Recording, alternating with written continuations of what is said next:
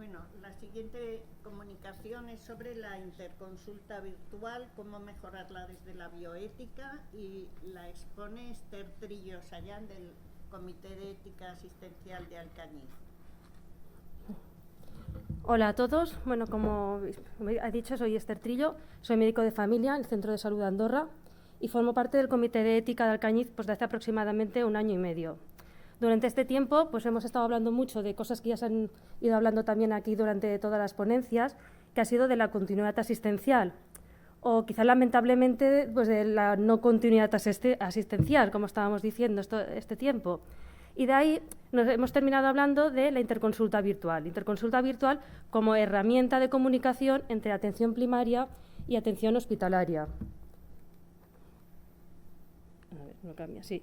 Así, si según la RAE, vamos a la Real Academia de la Lengua, vemos la definición de interconsulta, veremos que es una reunión clínica para discutir el estado de salud de un paciente. Y hablamos de reunión. O sea, reunión es cuando dos personas hablan, bueno, puede haber más, pero en este caso de interconsulta es entre dos profesionales que discuten el estado de salud de un paciente. Y no es una derivación. No nos quitamos al paciente para mandárselo a otro. Y luego, además, esa otra persona tiene que haber un feedback, tiene que haber una respuesta. Y si lo vemos a través de un ejemplo, pues tenemos a José. José vive en Zaragoza con su hija y ha venido a nuestra consulta de atención primaria y nos ha estado hoy comentando que va perdiendo la memoria. Nosotros, a través de una serie de test y de pruebas, pues bueno, hemos visto que efectivamente que es así y le hemos contado al neurólogo qué es lo que ocurre. En neurología lo ve, a su vez, pues bueno, diagnostica que tiene una demencia, se deriva una unidad de demencias, como además José es una persona mayor con otras patologías, también va a geriatría, y como va perdiendo sus capacidades progresivamente, tanto cognitivas como funcionales, pues también tenemos que contar con el trabajador social. A todo esto, mientras tanto, José, en lugar de vivir con su hija de Zaragoza, se viene a vivir a Alcañiz. Bueno, pues en Alcañiz no tenemos geriatra. Entonces, ¿cómo conectamos a través de una interconsulta virtual con ese geriatra que le estaba viendo antes? Quizá lo va a ver medicina interna. La cuestión es que sobre José, que es una persona única con sus problemas, van a tener distintos niveles asistenciales que van a influir sobre él.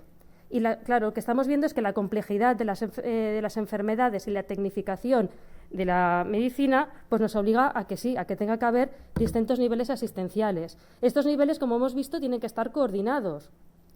Porque si están coordinados, pues va a estar José, lo vamos a tener más contento, a sus familiares y a sus cuidadores también.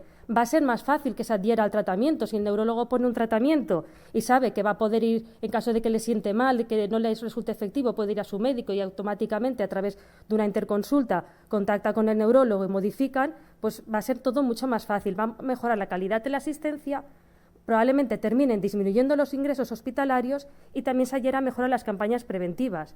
Sin embargo, si esto no es así, van a aumentar los errores, tanto a nivel médico, a nivel sanitario, distintos errores. Si además a José le han dicho que lo van a ver en 3 meses y pasan 6 y todavía no ha recibido carta, pues se va a poner nervioso. Las listas de espera rompen la continuidad asistencial, generan gran insatisfacción en los pacientes y elevado desgaste profesional.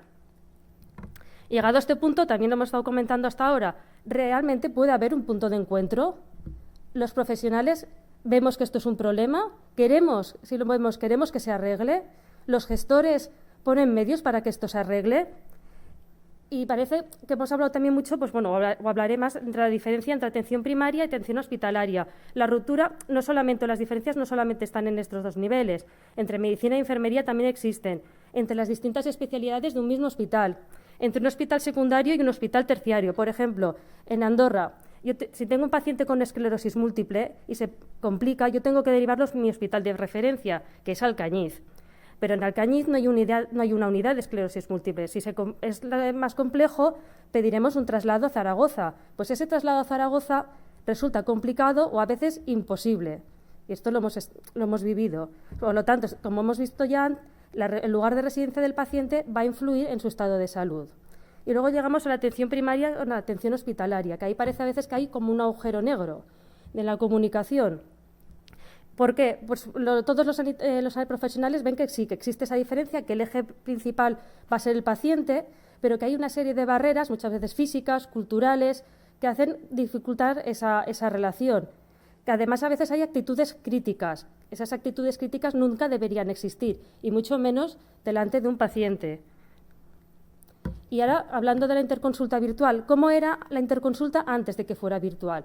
Antes de que fuera virtual, el paciente venía a nuestra consulta, nos comentaba el problema que tenía y nosotros decidíamos, pues bueno, después de una exploración clínica, derivar al paciente al especialista del hospital. Bajaba al servicio de admisión y lo citaban, con la prioridad con la que indicaba el médico de familia. ¿Qué ocurre después de la implantación de la interconsulta virtual? Este mismo paciente viene a la consulta, lo valoramos y decidimos contarle al especialista qué es lo que ocurre y por qué queremos que lo vea. Ahí nos va a contestar si lo cita, no lo cita y con qué prioridad lo hace. Esto vemos que es una solicitud individual, la está haciendo un médico con un paciente y a otro médico. Pero cuando lo hacemos, primero muchas veces en la consulta se reciben incluso presiones, una está la nuestra, que de cómo estamos viendo el estado de salud del paciente, pero también el paciente presiona, o la familia, pues yo quiero que me mande, pero el médico lo va a hacer siempre después de una decisión clínica. Y además van a estar, la mayoría de esas veces, estas decisiones van a estar protocolizadas, siguiendo una serie de criterios clínicos. En nuestras guías clínicas pues te ponen un diagnóstico, un tratamiento y unos criterios de derivación. Pues cuando ya hemos llegado a hacer todo esto es cuando al final tomamos la decisión de hacer esa interconsulta. Entonces, a veces cuando vemos que hay un problema, ¿qué ha pasado? Pues yo creo que muchas veces se han sido creadas sin tener en cuenta la opinión de los que estamos trabajando en atención primaria, que parece que están creadas para disminuir las listas de espera del hospital. Que hay una distorsión, porque resulta que si yo voy, porque me están tratando de unas arritmias, voy a ver al cardiólogo, pero no sé, le cuento que me duele la rodilla y el cardiólogo, por lo que sea, decide mandarme al traumatólogo, pues me va a ver antes, bueno, que si resulta que me vienen a mí a la consulta, valoro esa rodilla, la exploro, le hago las pruebas pertinentes, le hago el tratamiento que corresponda y decido derivarlo. Entonces ahí parece que hay una distorsión en la funcionalidad de la interconsulta. Y muchas veces se decide sin ver al paciente. Ojo, cuando tomamos decisiones sin ver al paciente, a veces ya, podríamos llegar a hablar de una deshumanización de la medicina. Hay que ir con cuidado. Por otro lado, puede ser una comunicación muy ágil, porque claro, pues, enseguida, online, pues ya podemos estar hablando dos profesionales. Las consultas posteriores pueden ser más resolutivas si tú llevas con unas pruebas hechas que un tratamiento hecho. Y, sobre todo en el medio rural, en personas mayores, pues va a evitar desplazamientos innecesarios.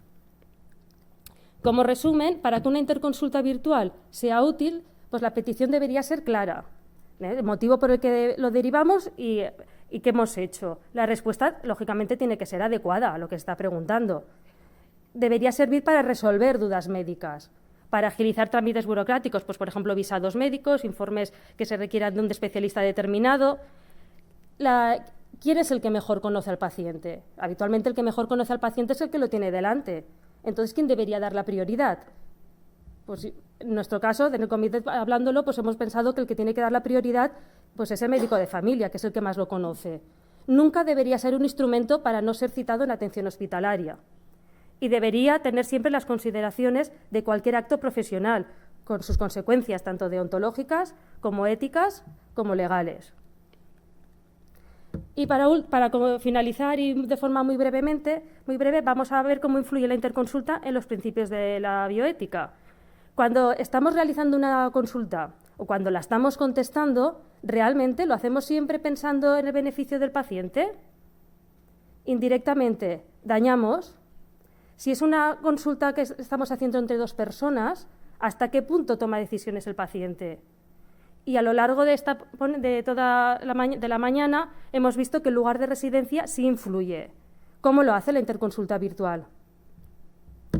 Y ya, sin más, pues agradeceros a todos los que estáis aquí y en el chat, a los que habéis hecho posibles este simposio y a mis compañeros del Comité de Ética que han confiado en mí para que les represente.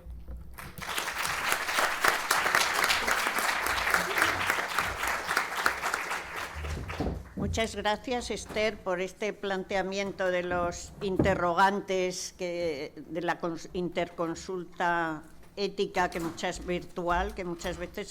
interconsulta virtual, que muchas veces nos parece de entrada muy interesante y lo es, pero que también tiene, como vemos, sus inconvenientes y sus interrogantes. Carmen, ¿verdad?